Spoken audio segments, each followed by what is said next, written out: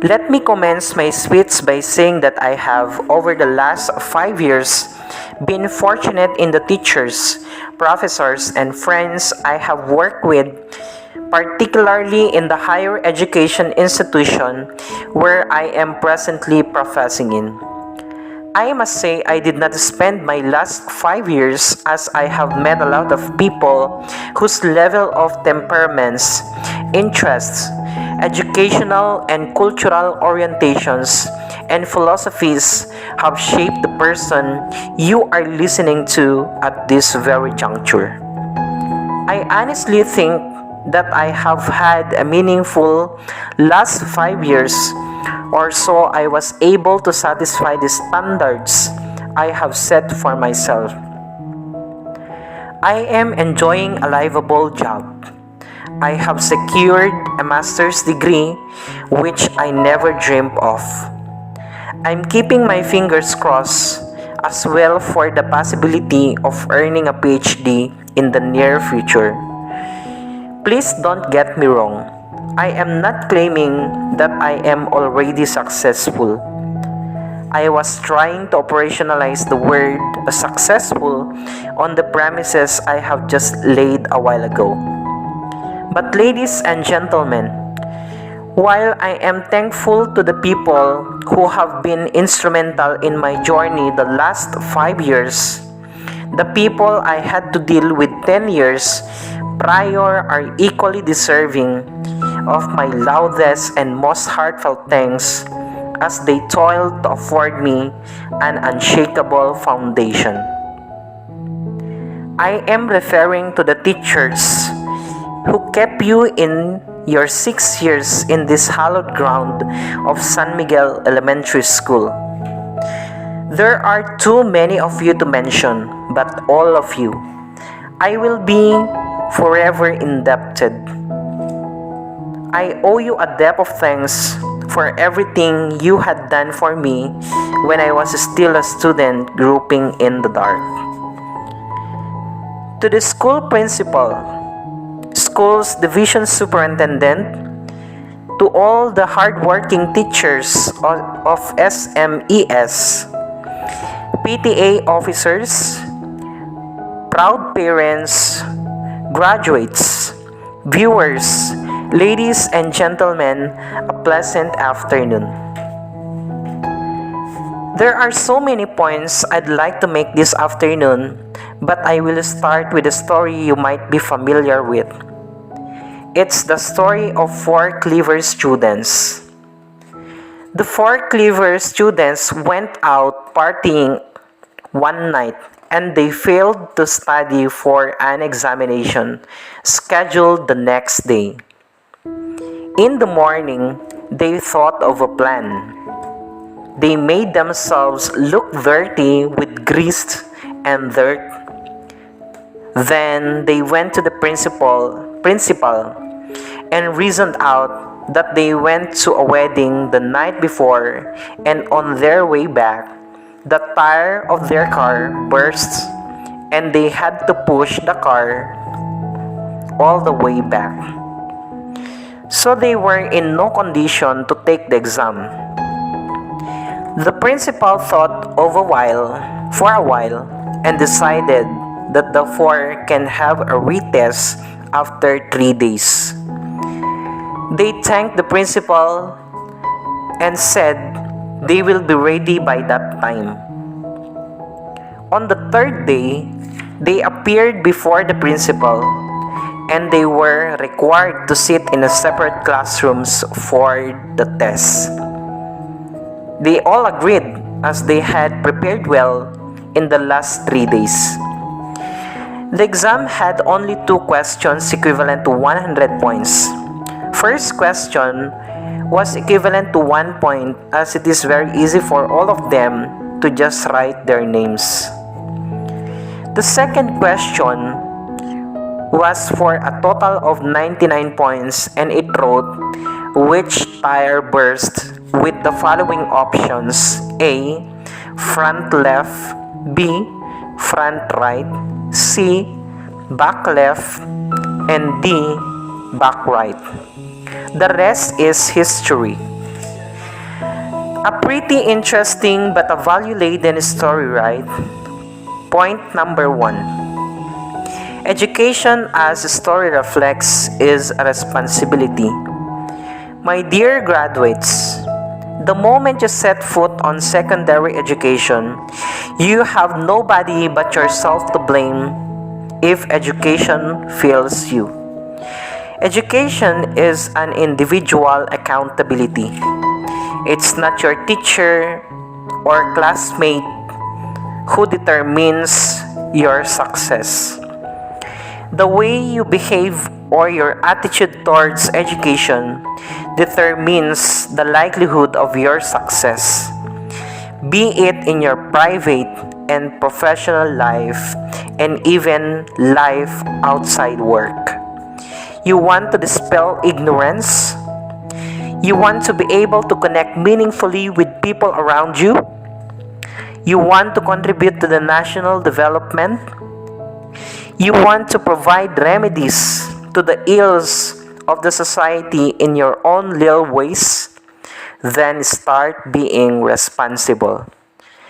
You submit yourself to the physical, intellectual, and psychological rigors of education to prepare yourself to the zombies of the future. You don't go to school to horse around. You spend long, arduous years in an educational institution to discipline and to arm yourself with things necessary for survival. Be responsible. When others take a nap and cease their struggles, take pleasure in persevering and never stopping, for that is the greatest precursor of success. Take charge of your personal education. Help yourself. And bear in mind that responsibility doesn't doing what is expected of you. Rather, responsibility means performing beyond what is expected of you. Responsibility means not settling for less. When others go fast, go faster. When others do well, do great and strive. Never settle for mediocrity, but please take caution.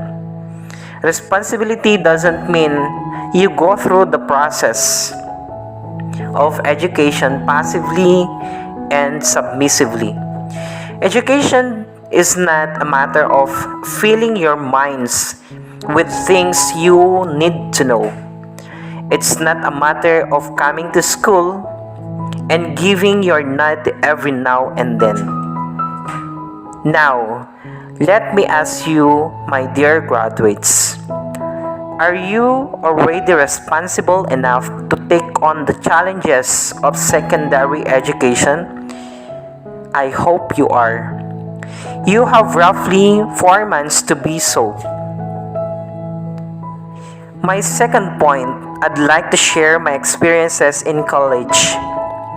I could still vividly remember. I was not that happy student as you are now. It is because when I was still in the university, I am confused of which course I will enroll. By so, I was influenced by my friends to take or enroll BTTE, major in food selection and management. However, I was not happy and I feel I am isolated of each major subject I took with, and so I decided to shift from BS Ed English supposedly. Unfortunately, the program has closed due to the number of students enrolled. I had no choice but to get BS Ed major in Filipino.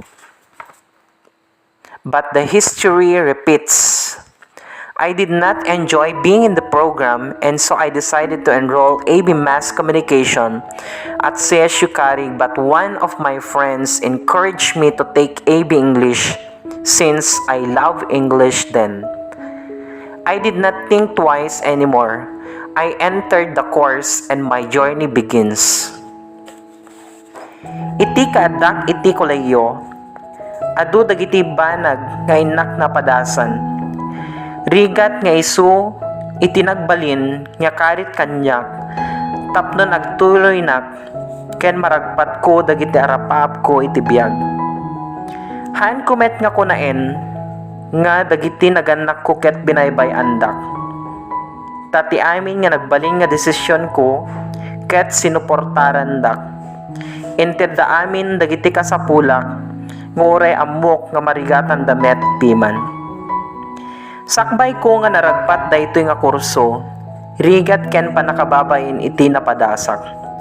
Sinirek ko iti kurso nga AB English nga awan pulos iti nagbalin nga gayem ko. Ado iti oras nga napadasak nga handa kayat nga kagrupo dagiti kaadalak. Tahan nakket garud nga maununi. I am very quiet and seldom to speak. I feel I am isolated. My friends are my books and dictionary. They are the ones that help me to improve and excel in my academic performance. Hindi ako umasa sa kahit sino maliban sa lumikha sa akin.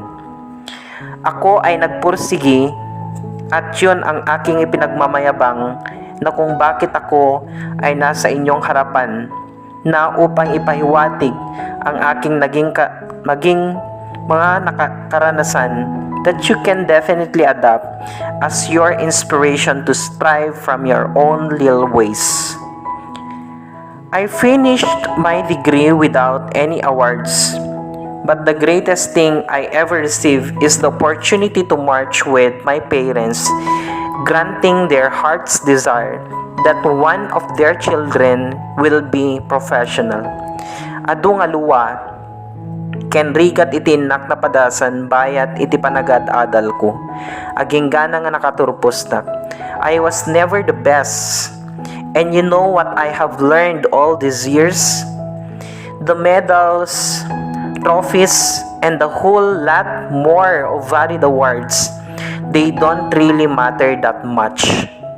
While they may be manifestations of your hard work, they can never qualify or measure your true potential, and they can never define you as an individual. To those who are finishing their elementary school life with strong statements of achievements, congratulations! Your mental labor has paid off.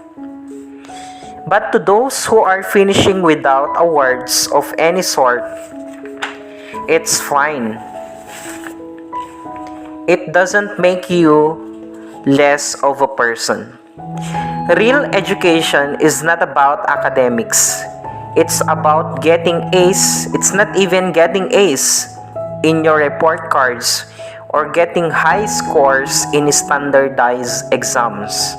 In fact, students enslaved by the practice of a standardized test, memorization, doing things for the sake of finishing with flying colors may end up failing after all.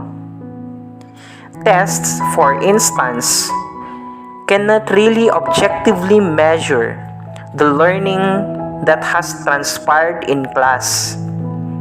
Tests are too crude to be used and should be abandoned. But don't take my word for it. Take Frederick Kelly's words, the man who invented standardized tests. And he said, tests are too crude to be used and should be abandoned. Simply put, ladies and gentlemen, just because you have good grades and countless awards doesn't mean you're really educated. On the contrary, what you may have or you may just be superficial until we learn for the purpose of improving ourselves and finding out the real meaning for why we do these things. Only then would be able to be truly claim that we are educated. As the famous line goes, do not let your academics interfere with your education. I repeat, ulitin. Do not let your academics interfere with your education. Finally, dear graduates, you have to understand as early as now that secondary life is a fundamental point of your life. It could make and unmake you. Education isn't a bed of roses. Certainly, there are things you learn best in calm, but most often than not in storm. Education doesn't really take place when you don't fail a lot. Pain in education is often necessary. You have to realize that real education is accompanied by sacrifice, inconvenience, and discomfort. There's no use complaining over the tons of your work you will be having in college. That's the way it is. So better be ready for the humongous challenges that await you in the school you will be attending soon. Remember that there is no gain without pain. While the task that lies ahead of you is very daunting and enormous, bear in mind these 3 simple reminders. First, education is responsibility.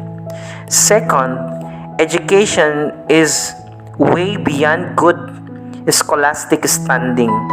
And lastly, education is a painful process, but it's a beautiful thing because nobody can take it away from you. Since education should lead us to excellence and prepare us for the future, take these words of inspiration from the great philosopher Aristotle.